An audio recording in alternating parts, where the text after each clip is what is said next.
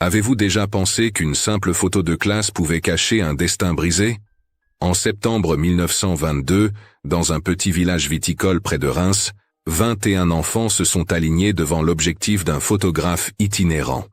Tout semblait ordinaire, sauf pour une fillette de 11 ans au ruban bleu noué à son poignet. Ce que personne ne savait, c'est que cette journée serait sa dernière à l'école, et que 3 heures plus tard, elle disparaîtrait à jamais du regard de ses camarades. Comment une image apparemment banale a-t-elle pu devenir le témoin silencieux d'un drame? Restez avec moi. Aujourd'hui, vous allez découvrir cette histoire dramatisée, inspirée de faits réels et d'archives oubliées, qui révèlent jusqu'où une famille peut aller pour survivre. Avant de commencer, abonnez-vous à la chaîne, cliquez sur « J'aime » et dites-nous dans les commentaires de quelle ville vous regardez cette vidéo. C'est important, car chaque nouvelle inscription et chaque partage nous aident à continuer à raconter ces histoires dramatisées, inspirées de faits réels historiques, qui portent des leçons de vie et des messages de mémoire collective. Cette photographie scolaire de septembre 1922 cache un secret si déchirant que pendant 60 ans, personne n'a osé raconter ce qui s'est vraiment passé ce jour-là dans ce petit village viticole près de Reims. Et si vous restez jusqu'à la fin, vous découvrirez pourquoi la petite fille au centre de l'image sourit malgré le fait qu'elle sait qu'en 3 heures, elle ne reverra plus jamais ses camarades de classe. Voici l'histoire de Claire Delaunay, 11 ans, qui a sacrifié son enfance pour sauver sa mère de la ruine et dont le destin reste un mystère jusqu'à aujourd'hui. Regardez attentivement cette photo. 21 enfants alignés devant le mur blanc de l'école municipale. Au centre, une fillette avec une tresse unique, des chaussures usées et un ruban bleu noué au poignet. Ce ruban n'est pas un ornement. C'est le dernier cadeau de son père, mort dans les tranchées de Verdun en 1914. Les archives paroissiales de Reims confirment que le soldat Auguste Delaunay est tombé le 23 octobre, laissant derrière lui une veuve enceinte et une petite Claire de 3 ans. Mais ce que ces archives ne disent pas, c'est que 8 ans plus tard, ce ruban deviendrait le symbole silencieux d'une séparation forcée. Claire Delaunay se tient droite, mais son sourire ne monte pas jusqu'à ses yeux. À sa gauche, Jeanne Morel serre si fort le tissu de sa robe que ses jointures blanchissent. Derrière elle, mademoiselle Marguerite Dupuis, 27 ans, institutrice depuis 4 ans selon les registres de l'éducation nationale conservés aux archives départementales de la Marne, pose délicatement sa main sur l'épaule de Claire.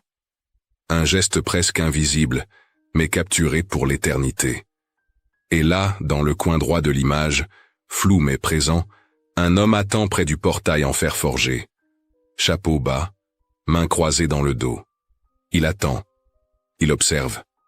Dans exactement 3 heures, il emmènera Claire pour toujours. Comment une simple photo scolaire peut-elle contenir tant de douleurs cachées? Pour comprendre, il faut revenir 48 heures en arrière, le matin du 15 septembre 1922, quand Marie Delaunay, remariée à Louis Bertrand, a reçu l'ultimatum du propriétaire de la vigne.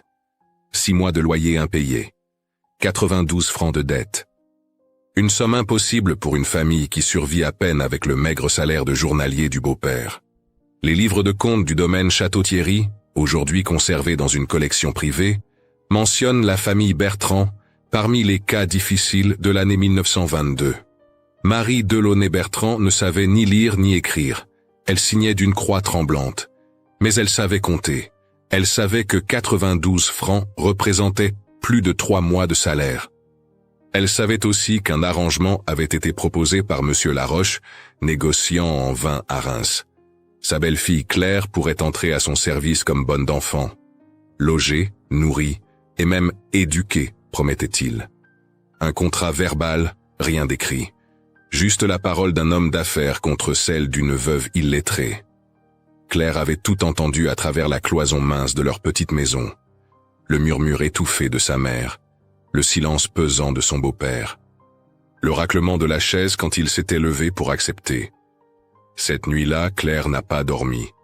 Elle a serré contre elle le ruban bleu de son père et a compté les heures qui la séparaient de sa dernière journée d'école. 72 heures, puis 48, puis 24. Le matin du 17 septembre, Jour de la photographie, Claire s'est levée avant l'aube.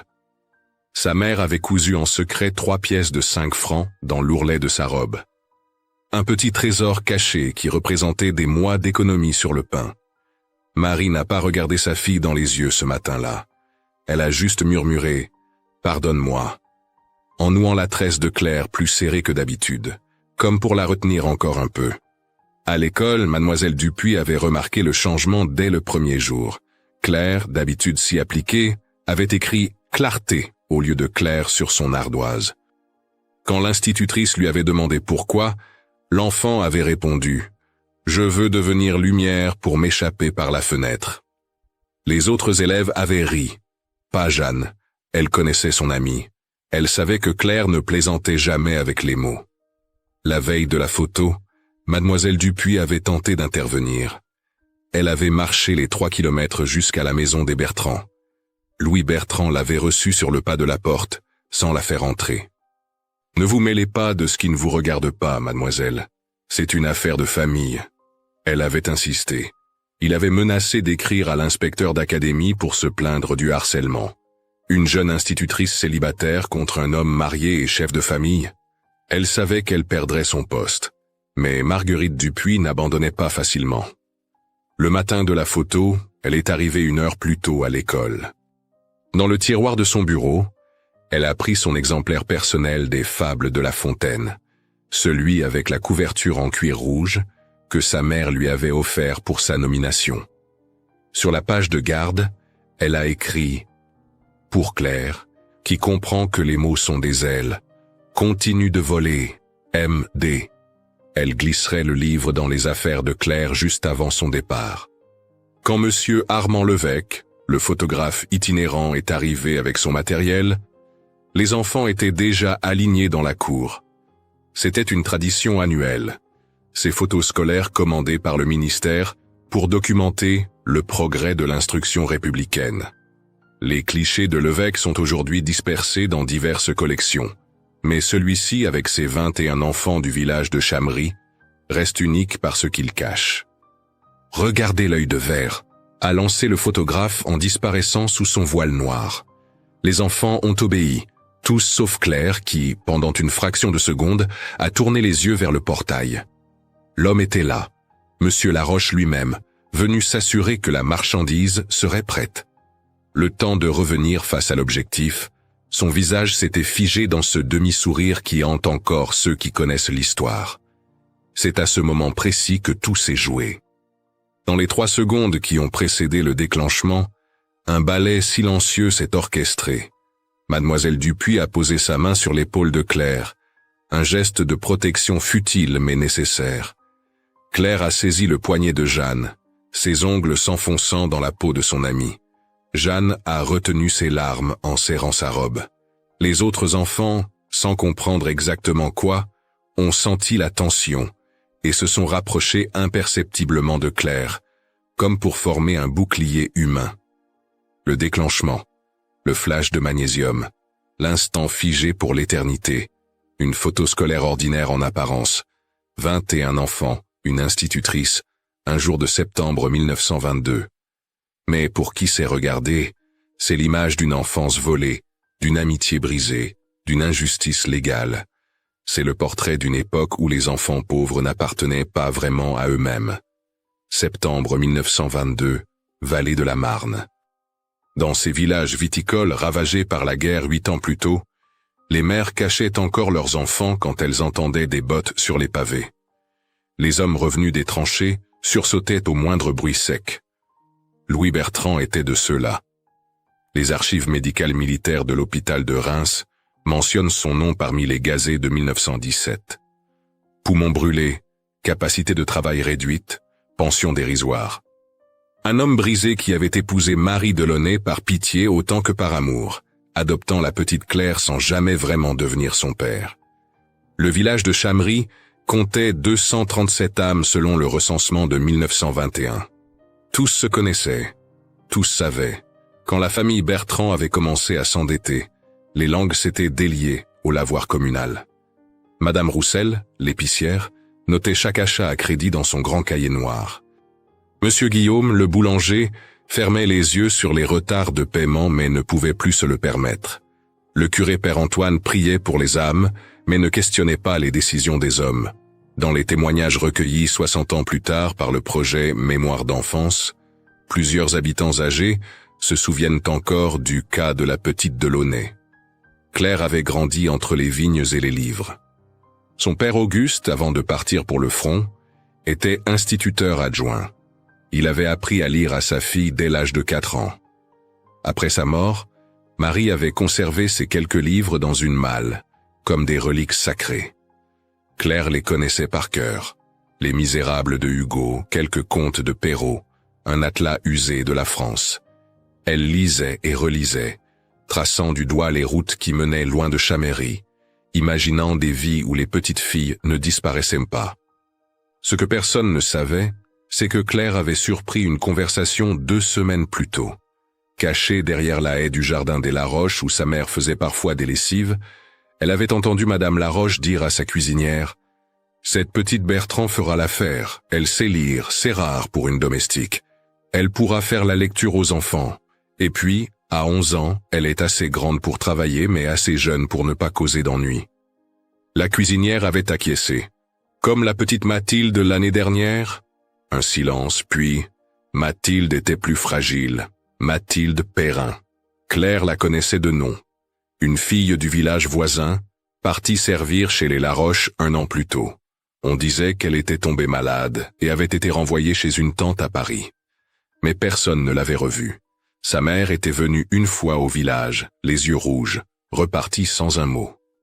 Les registres de décès de la préfecture de la Marne pour 1921 mentionnent une Mathilde P., 11 ans, morte de consomption dans un établissement parisien. Coïncidence? Les archives ne le précisent pas. Mademoiselle Dupuis connaissait ces rumeurs. Dans ses lettres à l'inspecteur d'académie, conservées aux archives nationales, elle évoque prudemment des situations préoccupantes concernant l'instruction obligatoire de certains élèves placés prématurément en service. Jamais de nom. Jamais d'accusation directe. Juste assez pour alerter, pas assez pour agir. La loi de Jules Ferry sur l'instruction obligatoire jusqu'à 13 ans existait depuis 1882, mais les exceptions pour nécessité familiale étaient courantes et rarement contestées. Le 16 septembre, la veille de la photo, Claire avait fait quelque chose d'extraordinaire. Elle avait lu sans faute l'intégralité d'un chapitre du manuel de géographie devant toute la classe. Les fleuves de France, leurs affluents, leurs embouchures. Sa voix claire et assurée avait rempli la salle. Quand elle avait terminé, un silence admiratif avait flotté, puis les applaudissements. Mademoiselle Dupuis avait les larmes aux yeux. Elle savait que c'était la dernière fois qu'elle entendrait cette voix dans sa classe. Jeanne Morel, assise à côté de Claire depuis 3 ans, avait tout compris sans qu'on lui dise. Les meilleurs amis ont ce 6e sens. La façon dont Claire lui avait donné sa plus belle plume d'oie, le petit caillou poli qu'elle avait glissé dans sa poche, en murmurant « pour te souvenir », les longs regards échangés pendant la récréation, comme si elles essayaient de mémoriser chaque détail du visage de l'autre. Les listes de présence de l'école montrent qu'après le départ de Claire, Jeanne a été absente pendant 2 semaines. Maladie, selon les registres. Chagrin, selon la vérité. Louis Bertrand n'était pas un mauvais homme. C'est ce qui rendait tout plus terrible. Dans le café du village, les hommes ne le jugeaient pas. Ils comprenaient. 6 mois de loyer, la menace d'expulsion, pas de travail stable avec ses poumons malades. Et puis cette offre de Laroche, 50 francs tout de suite pour dédommagement, et la promesse que Claire serait bien traitée. Le notaire du canton, maître Dubois, avait même dit que c'était une chance pour la petite. Éducation, formation, peut-être même un bon mariage plus tard avec un domestique de maison bourgeoise. Qui étaient-ils, les pauvres, pour refuser? Marie cousait la nuit en secret. Pas seulement les pièces dans l'ourlet. Elle avait pris un vieux drap et confectionné une petite poupée de chiffon. À l'intérieur, elle avait glissé une mèche de cheveux de Claire bébé, conservée depuis ses premiers mois. Sur le ventre de la poupée, elle avait brodé maladroitement « Ma Claire » avec du fil rouge arraché à son propre châle. Elle la cacherait dans le baluchon de sa fille, au dernier moment. Un morceau de mer pour les nuits solitaires à venir. Le matin du 17 septembre s'était levé dans une brume épaisse. Les vendanges approchaient et l'air sentait le raisin mûr. Claire s'était habillée lentement, passant ses doigts sur chaque vêtement, comme pour les graver dans sa mémoire. La robe bleue rapiécée mais propre, les bottines trop grandes héritées d'une cousine, le tablier blanc pour l'école, amidonné avec soin par sa mère, et le ruban bleu de son père, noué serré autour du poignet gauche. Au petit déjeuner, personne n'avait parlé. Louis Bertrand fixait son bol de chicorée. Marie émiettait du pain sans le manger. Claire avait avalé sa soupe en silence, puis s'était levée. « Je vais à l'école. » Sa mère avait fait un geste pour la retenir, puis s'était ravisée. Que dire? Que faire? L'impuissance a parfois le visage de l'indifférence. Sur le chemin de l'école, Claire avait rencontré le vieux père François, le fossoyeur du village. Il l'avait regardée étrangement, puis avait murmuré « Que Dieu te garde, petite ». Plus tard, on apprendrait qu'il avait vu la charrette de la Roche garée derrière l'église, prête pour l'après-midi. Il savait. Tout le village savait. Et personne n'a rien fait. 10 heures du matin, 17 septembre 1922. Le photographe Armand Levesque ajuste son appareil sous le voile noir. Dans 2h30, Claire Delaunay montera dans une charrette et disparaîtra. Mais pour l'instant, elle se tient droite parmi ses camarades, essayant de sourire comme on le lui a demandé. Ce que le photographe ne sait pas, c'est qu'il est en train de capturer le dernier moment d'une enfance, la dernière image d'une petite fille, qui existe encore en tant que Claire et non en tant que servante numéro 3 de la maison Laroche. Mademoiselle Dupuis avait tenté une dernière démarche ce matin-là. Avant l'arrivée des élèves, elle avait couru jusqu'au presbytère. Le père Antoine l'avait écoutée, les mains jointes, le regard fuyant. « Ma fille, les voies du Seigneur sont impénétrables. Cet enfant aura peut-être une vie meilleure en ville. Qui sommes-nous pour juger ?» Elle avait insisté. « Mon père, elle n'a que 11 ans. » Il avait soupiré. « L'âge légal de placement en service est de 10 ans avec autorisation parentale. Monsieur Bertrand est son tuteur légal depuis son remariage. Je ne peux rien faire. » Les registres paroissiaux confirment cette entrevue, notée sobrement. Visite de Mademoiselle Dupuis. Affaire familiale Bertrand. Pas de suite à donner. Claire savait que c'était sa dernière matinée. Dans la poche de son tablier, elle avait glissé 3 choses. Un bout de craie volé à l'école pour pouvoir continuer à écrire, même sur les murs s'il le fallait. Une feuille arrachée à son cahier où elle avait recopié un poème de Victor Hugo sur la liberté. Et une petite photo de son père, en uniforme, la seule qui existait, volée dans la malle de sa mère ce matin même. Elle se sentait coupable du vol, mais elle avait besoin de ce visage pour ne pas oublier d'où elle venait. Pendant que le photographe préparait son matériel, les enfants chuchotaient. Robert Mercier, 12 ans, le plus grand de la classe, s'était approché de Claire. « Mon père dit que tu pars aujourd'hui. » Claire avait hoché la tête. Pour toujours. Elle n'avait pas répondu. Robert avait alors fait quelque chose d'inattendu. Il avait sorti de sa poche son canif, son trésor le plus précieux, et l'avait glissé dans la main de Claire. « Pour te défendre », avait-il murmuré. Elle l'avait caché dans sa bottine gauche, sentant le métal froid contre sa cheville. Jeanne était restée collée à Claire toute la matinée. Elle avait apporté un morceau de ruban jaune, arraché à sa propre robe du dimanche, et l'avait noué autour du poignet droit de Claire, en miroir du ruban bleu. « Comme ça, tu auras un morceau de moi avec toi. » Les 2 fillettes s'étaient regardées, et dans ce regard, il y avait toute la tragédie de l'enfance brisée par les adultes. Les témoignages recueillis des années plus tard mentionnent que Jeanne n'a plus jamais porté de ruban jaune de sa vie. 11 heures. Le soleil était maintenant haut dans le ciel. Monsieur Laroche s'était rapproché du portail. Mademoiselle Dupuis l'avait vu et avait serré les dents. Elle connaissait sa réputation. Négociant prospère, 3 maisons à Reims, une épouse maladive et 4 enfants turbulents. Les domestiques ne restaient jamais longtemps chez lui. Toujours des raisons familiales ou des opportunités ailleurs. Les archives de la police de Reims mentionnent 2 plaintes déposées, puis mystérieusement retirées par d'anciennes employées de maison. Aucun détail, juste des dates et la mention « affaire classée ». C'est alors que Claire a fait quelque chose d'extraordinaire.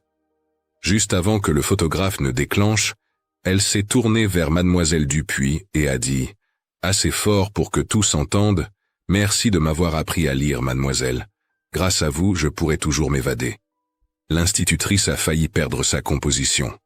Elle a posé sa main sur l'épaule de Claire, un geste capturé pour l'éternité, et a répondu « Tu seras toujours mon élève, Claire. Toujours. » Le déclenchement approchait. Dans ces dernières secondes avant la photo, un phénomène étrange s'est produit. Tous les enfants, comme mus par un instinct collectif, se sont légèrement penchés vers Claire. Pas assez pour gâcher l'alignement, mais suffisamment pour que, sur la photo, on ait l'impression qu'elle est le centre de gravité de tout le groupe. Même les garçons habituellement turbulents se tenaient droits et solennels. Ils ne comprenaient pas tout, mais ils sentaient qu'ils étaient témoins de quelque chose d'important, de terrible. Le flash, la lumière aveuglante, puis le silence. Monsieur Levesque a émergé de sous son voile, satisfait. Parfait, une belle image pour les archives. Il ne savait pas qu'il venait de créer un document historique, une preuve visuelle d'une injustice légale. Les négatifs de cette série sont aujourd'hui conservés dans une collection privée à Paris. Le propriétaire, qui souhaite rester anonyme, affirme que cette photo particulière porte au dos une inscription au crayon. Chamery, septembre 1922. Noté, fillette au centre, expression particulière. Midi approchait. Les enfants devaient rentrer déjeuner chez eux avant de revenir pour l'après-midi. Mais Claire savait qu'elle ne reviendrait pas. Mademoiselle Dupuis a annoncé d'une voix qui tremblait légèrement. « Classe terminée pour ce matin. Cet après-midi, nous étudierons. » Elle s'est interrompue, incapable de continuer. Puis, se reprenant, « Nous étudierons la géographie, les routes de France. » Un choix cruel du destin, ou peut-être délibéré. Claire a rangé ses affaires lentement. Trop lentement. Les autres enfants sont partis un à un, certains lui jetant des regards inquiets, d'autres l'embrassant furtivement. Suzanne Petit, 8 ans, lui a donné sa bille préférée. Pierre Dumont a murmuré « courage en passant ». Même Jacques Martin, le garnement de la classe, s'est approché et a maladroitement tapoté son épaule avant de s'enfuir, gêné par son propre geste de tendresse. Quand la classe s'est vidée, il ne restait que Claire, Jeanne et mademoiselle Dupuis. L'institutrice a sorti de son bureau le livre à couverture rouge, Les Fables de La Fontaine. Elle l'a tendu à Claire. Pour que tu te souviennes que même les plus petits peuvent être les plus malins. Claire a pris le livre, l'a serré contre sa poitrine. À l'intérieur, caché entre les pages, mademoiselle Dupuis avait glissé 3 billets de 5 francs, ses économies du mois. Au cas où, a-t-elle murmuré. Jeanne pleurait maintenant sans retenue. Elle a sorti de sa poche un petit carnet qu'elle avait fabriqué elle-même, avec des feuilles pliées et cousues. Sur la première page, elle avait écrit « Pour Claire, mon amie pour toujours. Écris-moi tes pensées quand tu seras loin. » Les pages suivantes étaient vierges, attendant des mots qui ne viendraient peut-être jamais. Sur la dernière page, elle avait dessiné maladroitement 2 fillettes se tenant la main sous un soleil souriant. Il était 12h15.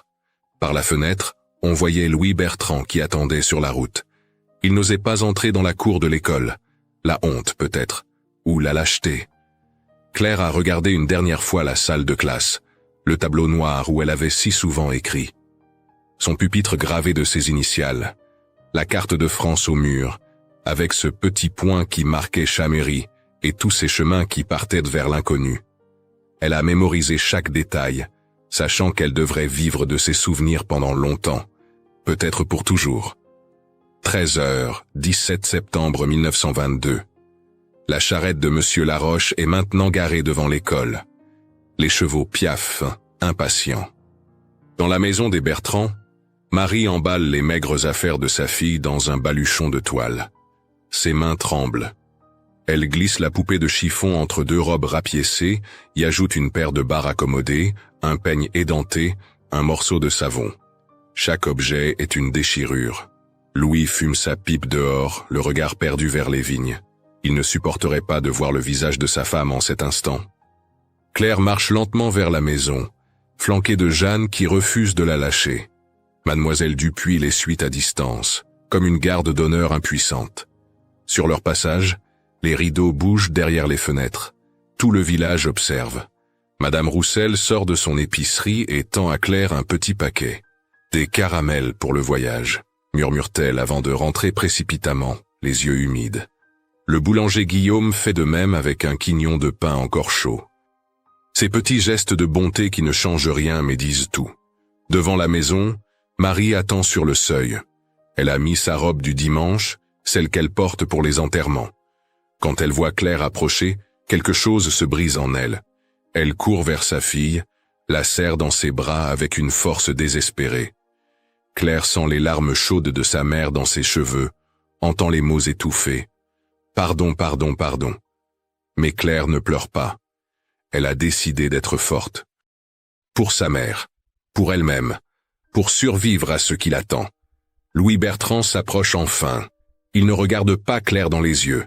Il marmonne quelque chose sur « une bonne opportunité » et l'éducation en ville. Personne ne l'écoute. Ses mots sonnent creux, répétés comme une leçon mal apprise. Les documents notariés retrouvés plus tard montrent qu'il a touché 50 francs ce jour-là. Le prix d'une enfance. Il boira cet argent en moins d'un mois, hanté par le fantôme du regard de Claire.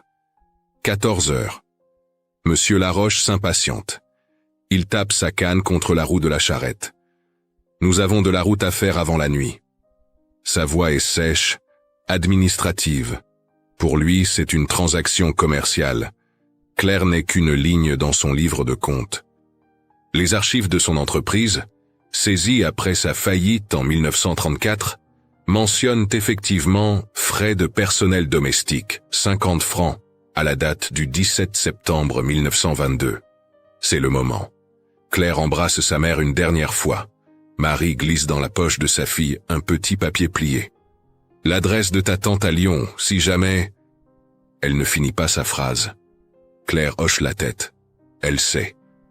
Si jamais tout devient insupportable. Si jamais elle peut s'enfuir. Si jamais. Tant de si pour une enfant de 11 ans. Mademoiselle Dupuis s'avance. Elle prend le visage de Claire entre ses mains, la regarde droit dans les yeux. « Tu te souviens de ce que je t'ai enseigné sur la liberté ?» Claire récite d'une voix claire.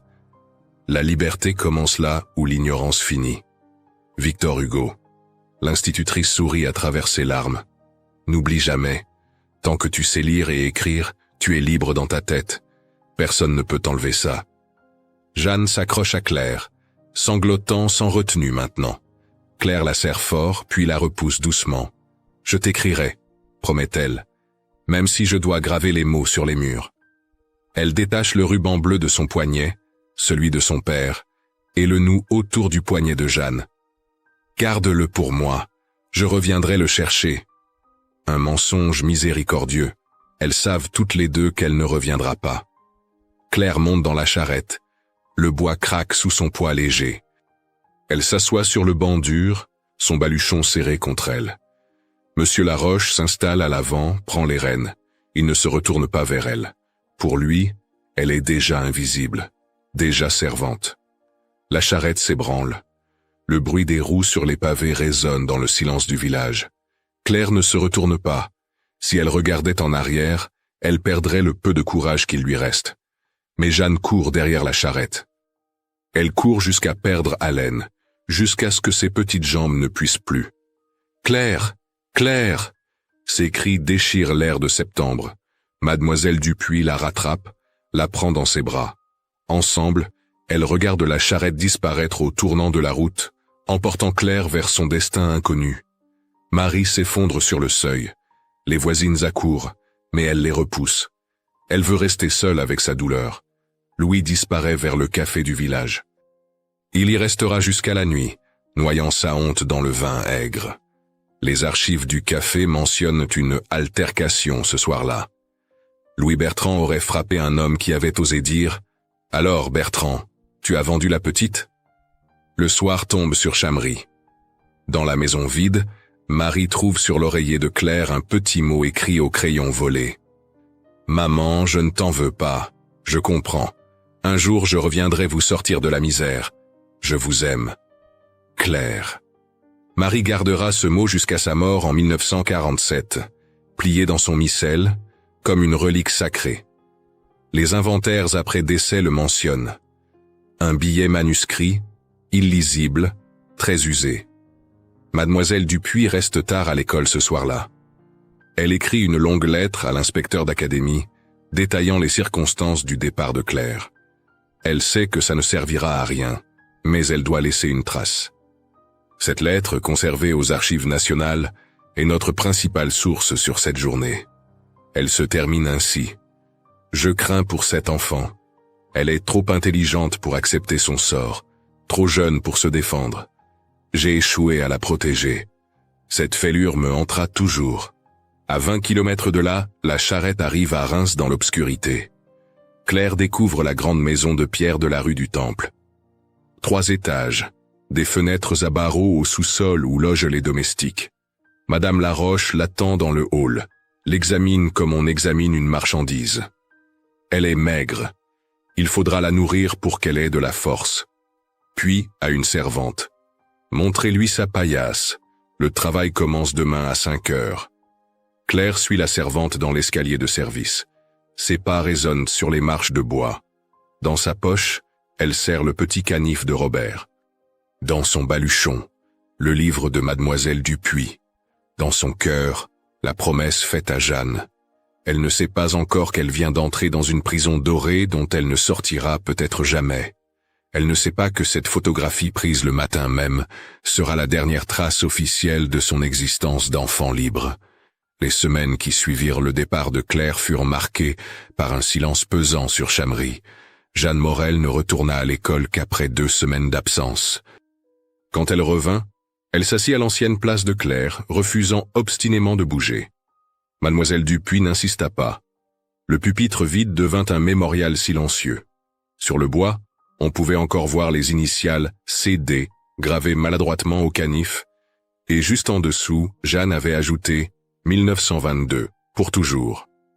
Marie Bertrand tenta d'envoyer une lettre à sa fille en octobre. Elle dicta les mots à Mademoiselle Dupuis, qui les transcrivit fidèlement. La lettre revint 3 semaines plus tard avec la mention « Destinataire introuvable ».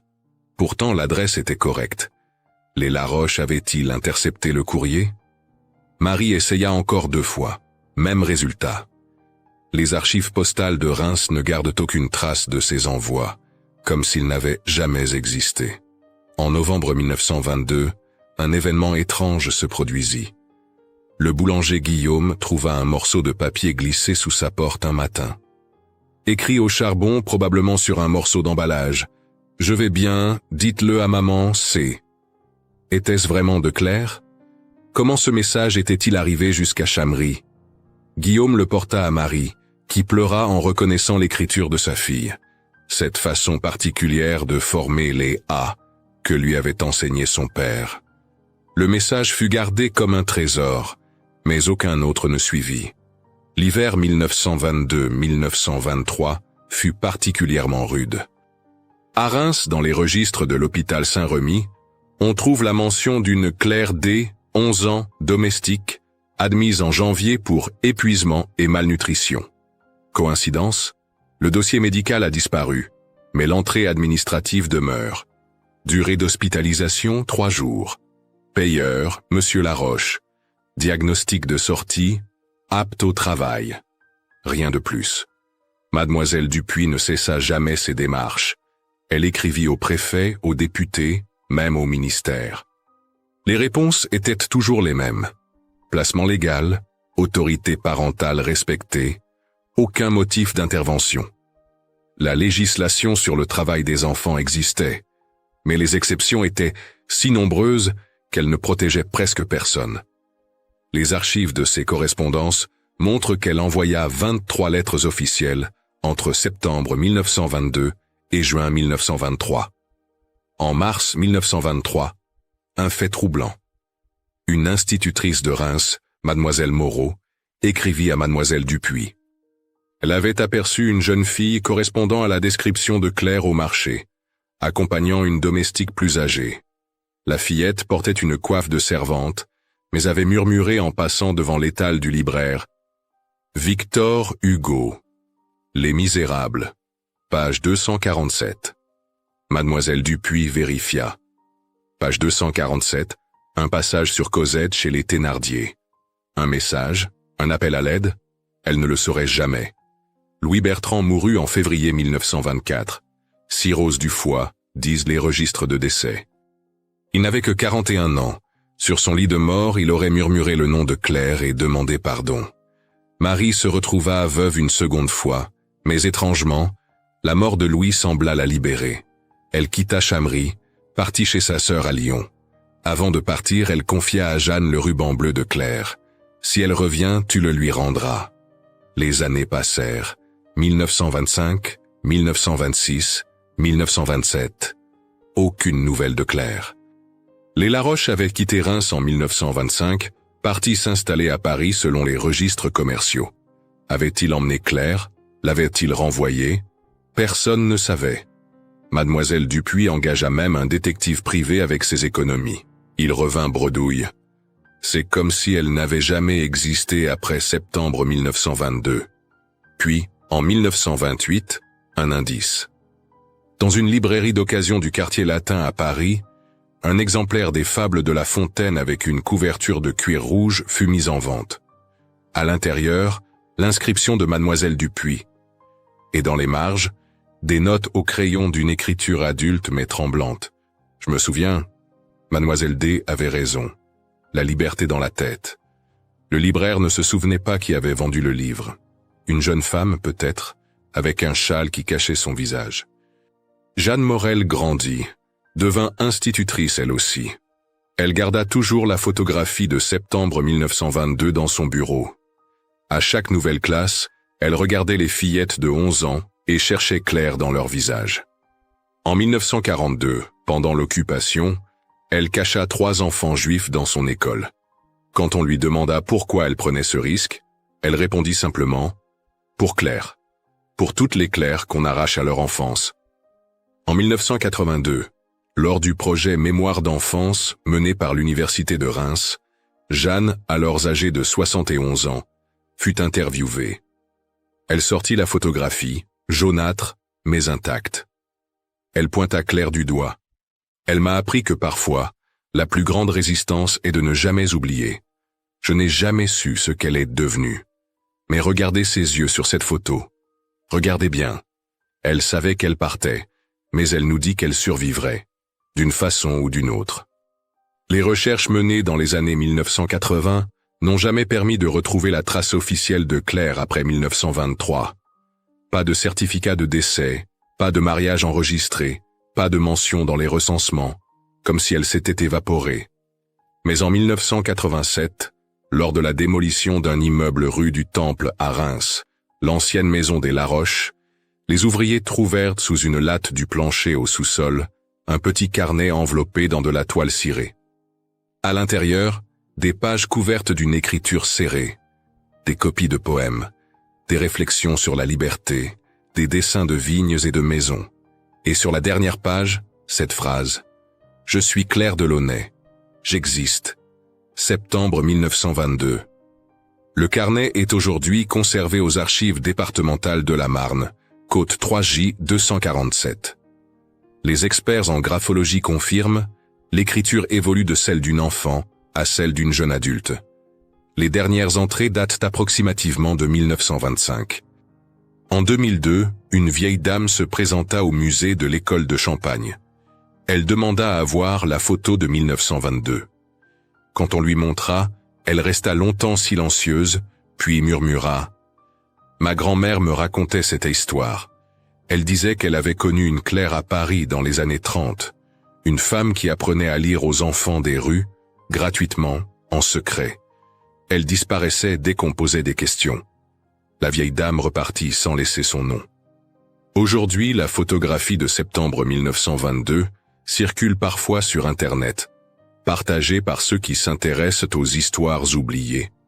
La plupart voient une simple photo scolaire d'époque. Mais ceux qui connaissent l'histoire regardent différemment. Ils voient le ruban bleu au poignet, la main de l'institutrice sur l'épaule, l'homme flou près du portail. Et surtout, ils voient dans les yeux de Claire non pas de la résignation, mais une détermination farouche. L'histoire de Claire Delaunay nous enseigne que l'injustice peut voler l'enfance, mais pas l'humanité. Que la mémoire est une forme de résistance. Que parfois, disparaître n'est pas mourir, mais devenir autre chose, quelque chose que les registres officiels ne peuvent capturer. Chaque enfant arraché à sa vie mérite d'être remembré. Chaque Claire mérite qu'on raconte son histoire. Cette photographie reste le seul témoin visuel de ce jour de septembre 1922. Elle nous rappelle de regarder au-delà des sourires forcés, de questionner les silences, de ne jamais accepter qu'un enfant disparaisse dans l'indifférence. Car derrière chaque image se cache une histoire. Et certaines histoires, même incomplètes, méritent de traverser le temps pour nous rappeler qui nous étions, et qui nous ne devons plus jamais être. L'histoire de Claire Delaunay est une dramatisation inspirée de faits historiques et de réalités sociales de l'époque. Elle nous rappelle que la pauvreté et l'injustice pouvaient arracher un enfant à son enfance, mais qu'aucune force ne pouvait effacer son humanité, ni la mémoire de ceux qui l'ont aimé. Elle nous enseigne aussi que se souvenir et transmettre ces histoires, c'est une façon de résister à l'oubli et de protéger les générations futures. Et vous, qu'est-ce qui vous a le plus touché dans le destin de Claire? Avez-vous déjà entendu dans votre famille ou votre région des récits d'enfants ou d'ancêtres qui ont dû affronter de dures épreuves pour survivre? Pensez-vous que la mémoire collective a un rôle à jouer pour éviter que de telles injustices se répètent? Si vous êtes arrivé jusqu'ici, écrivez le mot « mémoire » dans les commentaires pour que nous sachions que vous avez écouté cette histoire jusqu'au bout. Dites-nous aussi de quelle ville vous nous regardez et si vous le souhaitez, partagez une histoire ancienne de vos grands-parents ou arrière-grands-parents qui pourrait inspirer de futures vidéos. Merci de faire vivre ce projet avec nous. N'oubliez pas de vous abonner à la chaîne, d'aimer la vidéo, d'activer la cloche, de la partager ou de laisser un commentaire. Et surtout, cliquez sur le prochain épisode dans le card final pour continuer à découvrir d'autres histoires oubliées qui nous parlent encore aujourd'hui.